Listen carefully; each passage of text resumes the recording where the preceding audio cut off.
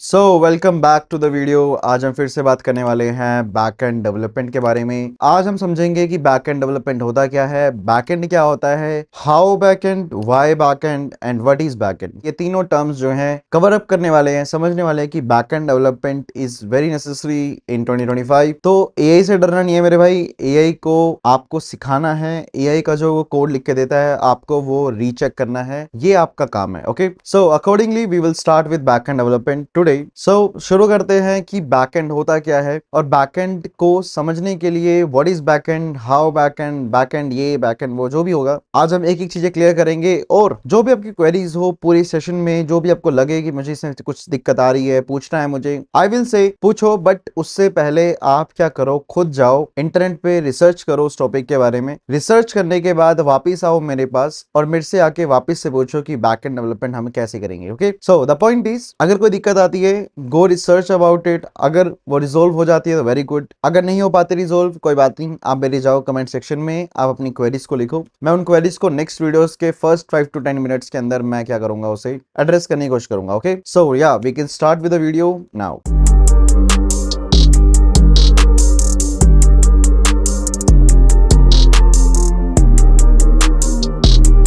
तो backend series को हम शुरू करने से पहले हम समझते हैं कि बैकएंड होता कितना है, होता क्या है, क्यों होता है, किस लिए होता है, वो पहले हम क्लियर करते हैं। उस चीज को समझने से पहले हम समझते हैं कि एक वेबसाइट काम कैसे करती है। जब आप समझ जाओगे कि वेबसाइट काम कैसे करती है और वेबसाइट को जब आप बनाते हो तो आप किस जगह पे आप स्टक होते हो, पहले हम वो समझते हैं कि कहाँ पे बैकएंड की जरूरत पड़ती है। हम पहले वो चीज क्लियर करते हैं। ओके, सो अगर मैं एक वेबसाइट को बनाता हूं तो वेबसाइट के अंदर एक कॉमन सी चीज होती है जिसको बोलते हैं client server architecture. So what is this client server architecture? तो क्लाइंट सर्वर आर्किटेक्चर होता क्या है ये क्लाइंट सर्वर आर्किटेक्चर? देखो, हमारे पास, सबके पास यूट्यूब है, इंस्टाग्राम है, ठीक है। हम यूट्यूब और इंस्टाग्राम का अगर मैं यहाँ पे एग्जांपल लूं तो वो काम कैसे करता है हम उस पर बात करते हैं। देखो, यूट्यूब के अंदर आपके पास क्या आती है, वीडियोज आती है, राइट, ठीक है। अब लेट्स सपोज ये जो एक पर्सन है और एक ये दूसरा पर्सन है और ये 3 पर्सन है, ठीक है। इन तीनों के पास क्या है, यूट्यूब है। क्लियर? इन तीनों के पास क्या है मेरे भाई, यूट्यूब है। अब क्या इसके पास, जो इसके पास यूट्यूब है, जो इसके पास यूट्यूब है और जो इसके पास यूट्यूब है, आपको क्या लगता है कि इन तीनों के पास जो यूट्यूब है उनकी जो होम स्क्रीन है, उस होम स्क्रीन पे जो डेटा आ रहा है, डेटा मतलब कि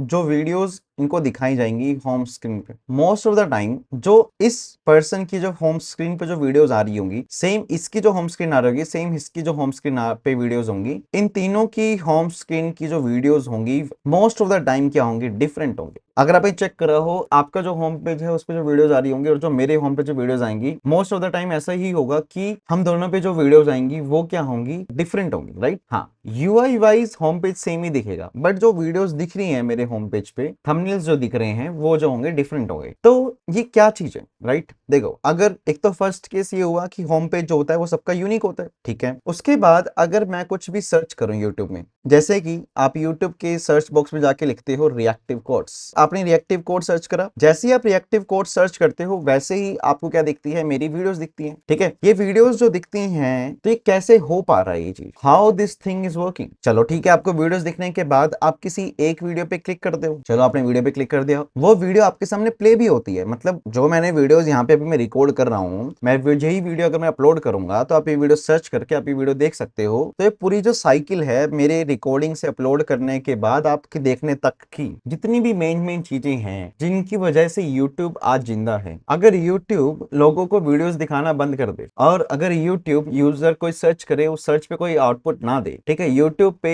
अगर आप कोई वीडियो अपलोड करो वो लोगों तक ना पहुंचे, तो क्या हम YouTube को यूज करेंगे? नहीं, राइट। बस इसी तरीके, इसीलिए हमें क्या समझना होता है, बैकएंड। जब बैकएंड डेवलपमेंट समझते हो तो बैकएंड डेवलपमेंट का कंसर्न होता है या फिर उसका रीजन होता है पढ़ने का, that is business logic fulfilment.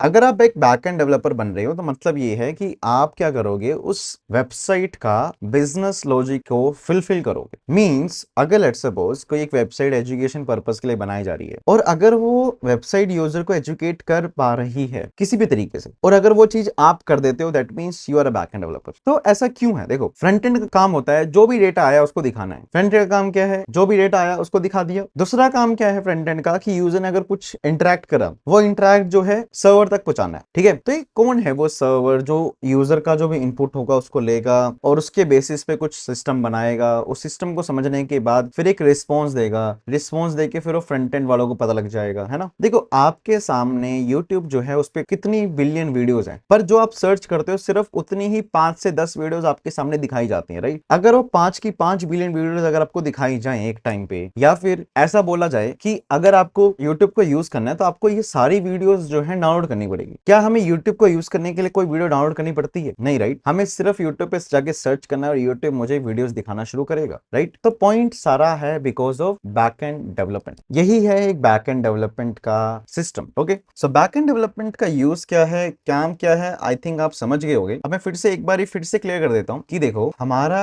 Website के अंदर क्या होता है, क्लाइंट आता है, वो क्या करता है, इंटरेक्ट करने की कोशिश करता है जिस भी तरीके के लिए आपने वेबसाइट बनाई होगी। तो क्लाइंट आएगा, क्लाइंट क्या करेगा, वेबसाइट पे आके इंटरेक्ट करेगा। अब इंटरेक्ट करने के बाद वो मांगता है आपसे आउटपुट, ही वांट्स कि आपकी वेबसाइट उसको आउटपुट दे। बट अगर वेबसाइट उस आउटपुट को देने में फेल कर जाती है तो क्या क्लाइंट वापस आएगा आपकी वेबसाइट पे? नहीं, है ना। तो वो जो आउटपुट जनरेशन का जो काम होता है, यूजर के बेसिस पे रिस्पॉन्स जनरेशन का काम होता है, वो काम होता है उस वेबसाइट के सर्वर का। क्यों? क्योंकि उस सर्वर पे एक प्रोग्राम चल रहा होता है और वो ऐसा प्रोग्राम होता है जो उस बिजनेस लॉजिक को फुलफिल करता है, ठीक है। तो मतलब एक तरीके से अगर शॉर्ट फॉर्म में बोला जाए तो आपकी एक क्लाइंट हो गई, ये हो गया आपका ये क्लाइंट, ठीक है, और ये हो गया आपका सर्वर। अब क्लाइंट जो है वो सर्वर से क्या करता है, रिक्वेस्ट करता है। तो आप लेट्स सपोज यूट्यूब के ओनर हो, ठीक है, आपका क्लाइंट आता है, जैसे लेट्स सपोज मैं हूं, तो मैं आके सर्च करता हूं रिएक्टिव कोड्स। मैंने आपके यूट्यूब के होम पेज पे सर्च बटन दबा के मैंने क्या करा, सर्च करा रिएक्टिव कोड्स। मैंने सर्च करा, I searched for reactive codes. Okay, अभी रिएक्टिव कोड्स सर्च करने के बाद क्या होता है, ये मैं रिएक्टिव कोड्स कहां दूंगा, किसके पास जाएगा रिएक्टिव कोड्स, ये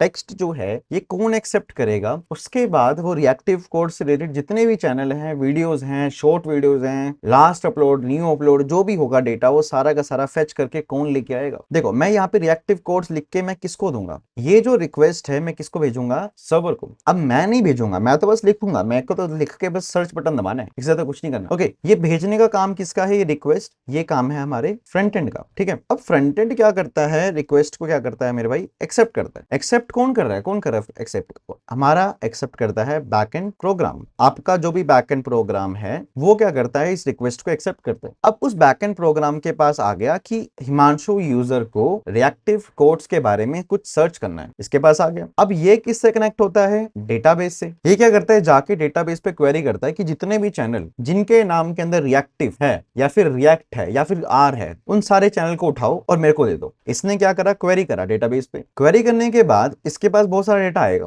अब क्या करेगा, ये उन सब डेटा पे क्या करेगा, स्कैनिंग करेगा, फिल्टरिंग करेगा, ऑथेंटिकेशन लगाएगा, ऑथराइज करेगा, उसको डीकोड करेगा, इनकोड करेगा, जो मर्जी करे, ये सब इसका काम है। फिर एकदम डेटा ना देके ये क्या करेगा, पहले पूरे डेटा को चेक करेगा, थ्रोली चेक करेगा कि क्या ये डेटा देने लायक है, क्या ये रिक्वेस्ट फुलफिल करेगा, ये सारी टेस्टिंग वेस्टिंग करके डेटा की, फिर ये आपको एक रिस्पॉन्स सेंड करेगा, ठीक है। अब ये जो पूरी साइकिल हुई, ये तो हम देखेंगे कैसे हुई, बट आपने रिक्वेस्ट भेजा, इस बैकएंड प्रोग्राम के पास वो रिक्वेस्ट आई, इसने उस पर कुछ एक्शन लिया, डेटाबेस से डेटा मंगाया, स्कैनिंग करी, चेक करा क्या है क्या नहीं, उसके बेसिस पे इसने क्या दिया, फ्रंट एंड को एक रिस्पॉन्स जनरेट कर दिया, है ना। तो फ्रंट एंड को रिस्पॉन्स देने के बाद ये क्या है, इसका काम पूरा हो गया, इट इज हैप्पी। अब लेट्स सपोज आपके फ्रंट एंड पे आपने सर्च करा रिएक्टिव कोड्स। रिएक्टिव कोड्स को सर्च करने के बाद आपके सामने मेरा चैनल आता है, राइट। आपके सामने और भी चैनल आ सकते हैं, इसके अंदर रिएक्ट हो या फिर कोड्स हो, है ना, बहुत सारे चैनल आएंगे। आपने लेट्स सपोज मेरा चैनल पे ना क्लिक करके कोई और दूसरा चैनल क्लिक कर दिया, तो फ्रंट एंड को समझ आ जाएगा कि इसके पास 3 चैनल आए थे, इसने सेकंड चैनल को क्लिक करा। इसने देखो हर एक चैनल का डेटा उठा के नहीं लाया, इसने सिर्फ चैनल नेम्स को पिक करा और आपको दिखाया। फिर आपने सेकंड टाइम इस वाले चैनल पे क्लिक करा होगा, तो उस टाइम पे क्या होगा, दोबारा से रिक्वेस्ट जाएगी सर्वर को कि भाई इसने ना सेकंड टाइम वाले पे सेकंड चैनल पे क्लिक कर दिया, अब मुझे वो सेकंड चैनल का पूरा डेटा दो, इसकी कितनी वीडियोस हैं, शॉर्ट वीडियोस, क्या क्या उसने अपलोड करा है, सब कुछ दो। तो एक रिक्वेस्ट चली जाएगी, बैकएंड को समझ आ गया कि भाई इसने इस पे क्लिक करा है, इस चैनल को सर्च करना चाहता है, थ्रोली चेक करना चाहता है, तो ये क्या क्या करेगा, डेटाबेस पे जाएगा, उस चैनल के रिलेटेड जितनी भी वीडियोस हैं, इन्फॉर्मेशन है, टेक्स्ट है, अबाउट जितना भी कुछ है, वो सारा का सारा उठा के लाएगा। इसके पास क्वेरी जाएगी, यहाँ से रिस्पॉन्स आएगा, ये चेक करेगा और आपको फिर एज अ रिस्पॉन्स दे देगा। अब वो आपने क्लिक करा, आपको उस पूरे चैनल का डेटा सामने दिख गया। फिर आपने क्या करा, वीडियोस में पहली वीडियो पे क्लिक करा।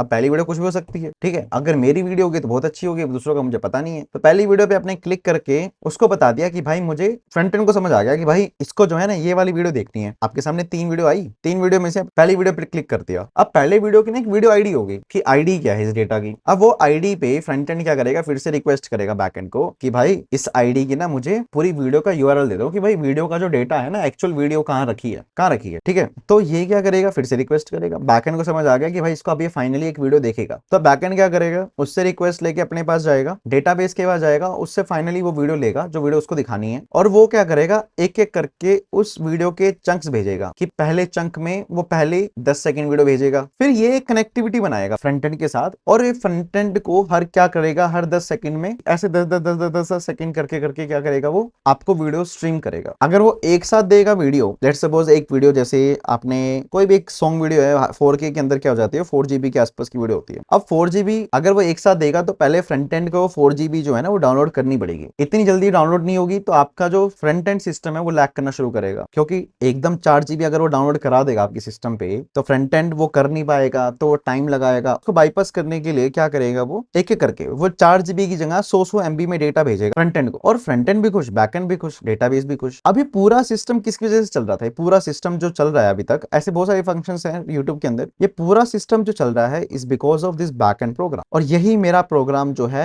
यही मेरा बैक एंड डेवलपमेंट के अंदर आएगा। मैं इसी प्रोग्राम को बनाने वाला हूं, इसी सिस्टम को हम बनाने वाले हैं। इसी सिस्टम को बना के हम समझने वाले हैं कि कैसे बैक एंड को लिखा जाता है, कैसे बैक एंड को डिजाइन किया जाता है to handle these types of business logics. Okay, so पूरी बैक एंड डेवलपमेंट सीरीज के अंदर हम कुछ यही चीजें समझने वाले हैं कि कैसे फ्रंट एंड की जो रिक्वेस्ट है उनको कैसे रिस्पॉन्स देना है, उस रिक्वेस्ट ने अगर आपसे कुछ मांगा है तो उसको कैसे फुलफिल किया जाएगा, कैसे डेटाबेस से क्वेरी करनी है, डेटाबेस से डेटा लाके फिल्ट्रेशन, सॉर्टिंग, वोटिंग सब कुछ कैसे करेंगे। एक अच्छा सा प्रोजेक्ट हम बना के देखेंगे इस पूरी के अंदर। आई होप कि व्हाट इज बैकएंड, बैकएंड क्या होता है, backend is a program, is a type of program that is supported, that is used to handle front end requests. आप कह सकते हो इसको सिंपल भाषा में, बैकएंड एक ऐसा प्रोग्राम होता है, बैकएंड डेवलपमेंट का एक अंदर एक ऐसा प्रोग्राम हम ऐसे लिखते हैं कि जिसमें वेबसाइट का रिक्वेस्ट, जितनी भी रिक्वेस्ट आती है वेबसाइट की, उन रिक्वेस्ट को हम एक्सेप्ट करते हैं और उसके बेसिस पे हम रिस्पॉन्स देते हैं। ये होता है what is backend. Why backend, अगर बैकएंड नहीं होगा तो क्या हो जाएगा, आपका जो सिस्टम है वो पूरा क्रैश करेगा। आपका जो बिजनेस लॉजिक है, आपकी वेबसाइट जिस बिजनेस पे काम करना चाह रही है वो बिजनेस चलेगा ही नहीं। यूट्यूब अगर वीडियो नहीं दिखा पाया वो तो लूज कर रहा है, वो जो है अपने आप को एज अ एंटरटेनमेंट प्लेटफॉर्म वो फेल करेगा, राइट। सेकंड चीज व्हाट इज बैकएंड हो गया, why backend and how backend. How मतलब क्या है कि कैसे बैकएंड डेवलपमेंट को करना है। अब जो करना है वो हम सीखेंगे नेक्स्ट वीडियो के अंदर। इस वीडियो के अंदर मैंने आपको समझा दिया कि